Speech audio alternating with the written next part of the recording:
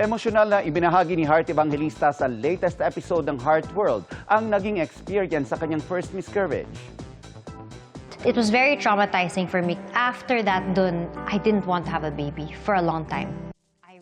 Matagal din daw bago siya nakarecover at napag-alaman niya na hindi na rin niya kayang magbuntis. Nag-try daw sila ulit ni Senator Cheese pero matapos ang isang linggo, nawala rin ito. Sa kabila niyan, grateful daw si Heart sa kanyang stepkids na sina Chessy at Kino.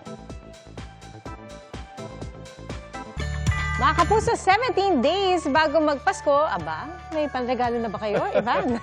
Ang hirap nga. Ito ang diskarte nga ng ilan, Christmas white elephant o irigalo sa iba, yung mga hindi nagamit o ayaw nilang natanggap na regalo. Yan ang tinutukan ni Dano Tingkungko. Kung ang Pasko ay araw ng pagbibigayan, G ka bang makatanggap ng regalong itinuturing ng white elephant? Okay lang naman din sa akin. Na-appreciate ko din kahit papano.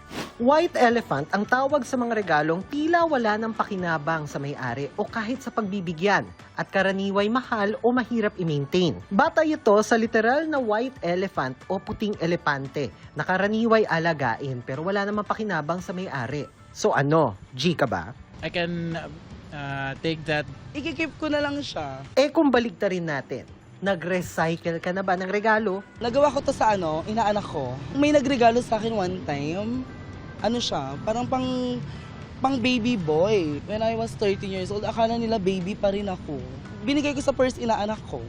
Yung binigay sa akin ng mga ninang ko. Gift yun from my mother. Yung Hindi gift. na siguro sasama loob ng nanay mo. Hindi naman. Hindi, kasi instead na itapon namin, binigay na lang namin. Ayon sa psychiatrist sa si Dr. Bernadette Arcena, okay lang ang mag-recycle ng regalo dahil ika nga, It's the thought that counts, no? And that you are part of those people na naalala at na-remember na bibigyan ng something, a gift. A gift is actually something, an extension of yourself. wala naman daw tama o maling paraan ng pagre-regalo. Pero para mas ma-appreciate ngayong Pasko, siguraduhing angkop ang regalo sa pagbibigyan. Para sa GMA Integrated News, Dana Tingkungko, nakatutok 24 oras.